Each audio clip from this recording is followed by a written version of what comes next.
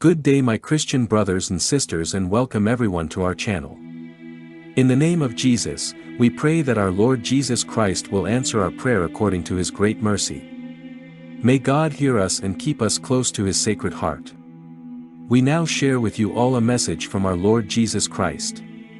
Don't forget to give this video a like and subscribe to this YouTube channel so you can access the latest messages from heaven. Stay with us and listen to this video till the end.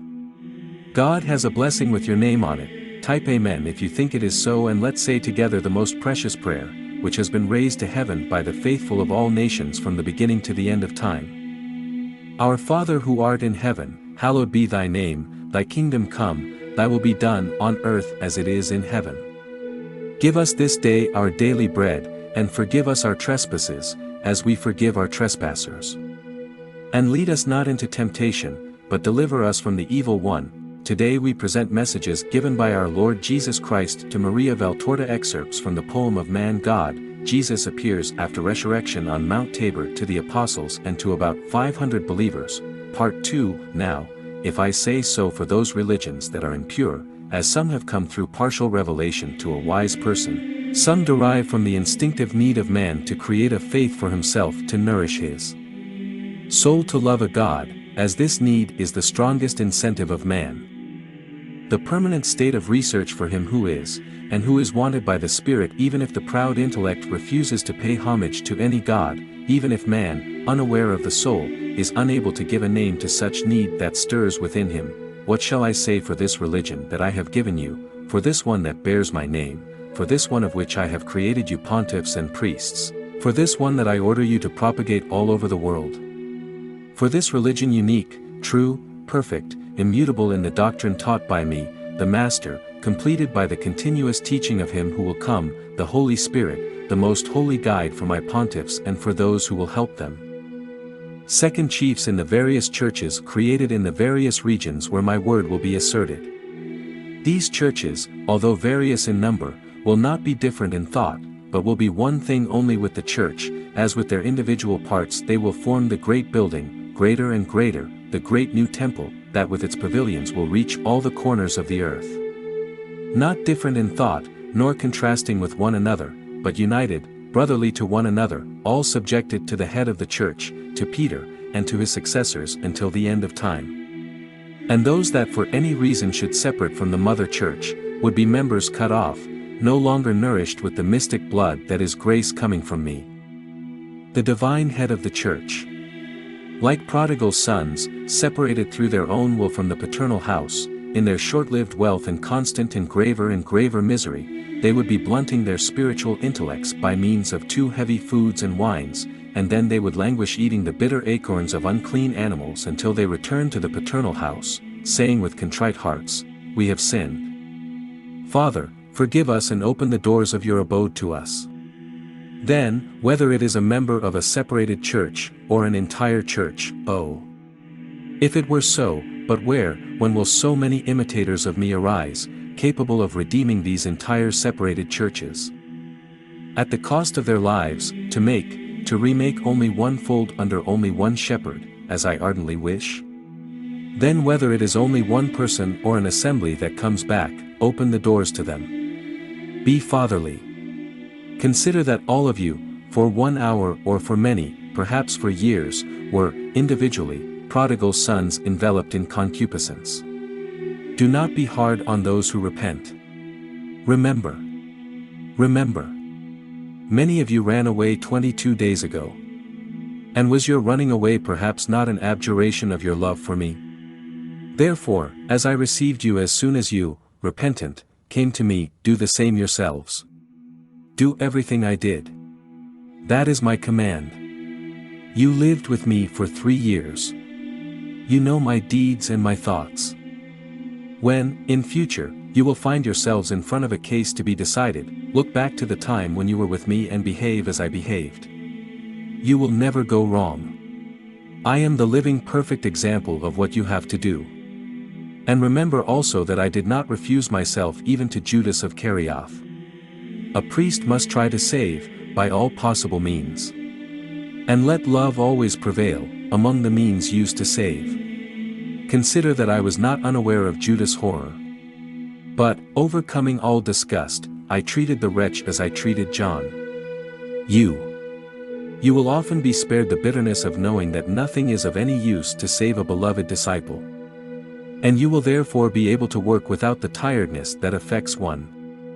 When one knows that everything is useless, one must work even then. Always. Until everything is accomplished, but you are suffering, Lord. Oh! I did not believe that you could suffer any more. You still suffer because of Judas. Forget him, Lord, shouts John, who does not turn his eyes away from his Lord for one moment. Jesus opens his arms, in his usual attitude of resigned confirmation of a painful fact, and he says, "It is so. Judas has been and is the deepest sorrow in the sea of my sorrows. It is the sorrow that remains. The other sorrows have come to an end with the end of the sacrifice. But this one remains. I loved him. I consumed myself in the effort to save him. I was able to open the doors of limbo and bring out the just. I was able to open the doors of purgatory, and bring out those who were being purified. But the place of horror was closed upon him. In vain I died for him. Do not suffer. Do not suffer. You are glorious, my Lord. Glory and joy to you. You have consumed your sorrow, implores John again.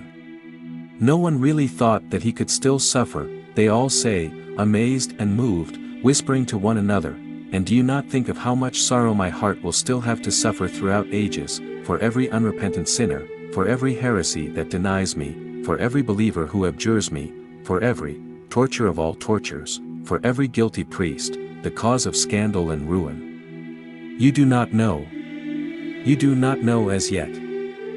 You will never know fully, until you are with me in the light of heaven. Then you will understand. In contemplating Judas, I contemplated the chosen ones whose election is changed into ruin through their wicked will. Oh! You who are faithful, you who will form the future priests, remember my sorrow, grow holier and holier to comfort my sorrow, make them holy so that, as far as possible, there may be no repetition of this sorrow, exhort, watch, teach, fight, be as heedful as mothers, as untiring as teachers, as vigilant as shepherds, as manlike as warriors, to support the priests that will be formed by you.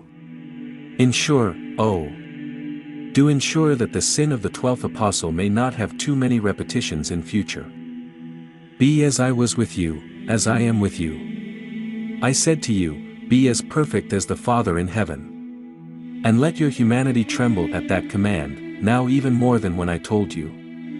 Because now you are aware of your weakness. Well, to encourage you I will say to you, be like your master. I am the man. What I have done, you can do. Also miracles. Yes, also them.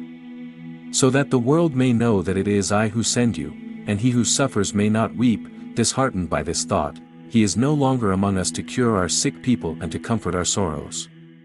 During these days I have worked miracles to comfort hearts and convince them that the Christ is not destroyed because he was put to death. On the contrary, he is stronger, eternally strong and powerful.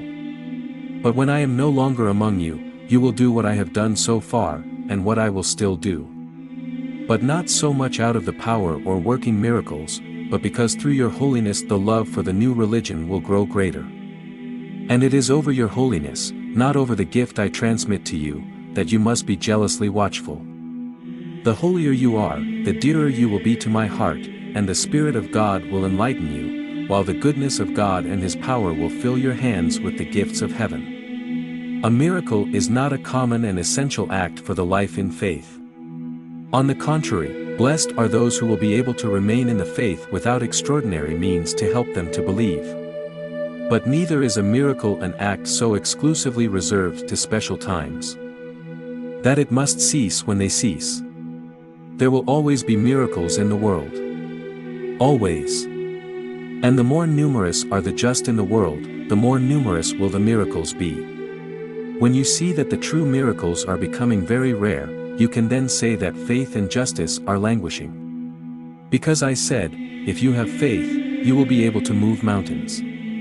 Because I said, the signs that will accompany those who have true faith in me are the victories over demons and diseases, over elements and snares. God is with those who love him. The sign of how my believers are in me will be the number and the power of the miracles they will work in my name and to glorify God. To a world without true miracles, it will be possible to say, without slander, you have lost faith and justice. You are a world without saints. This is the end of today's message. May God bless you and keep you close to his heart. Amen.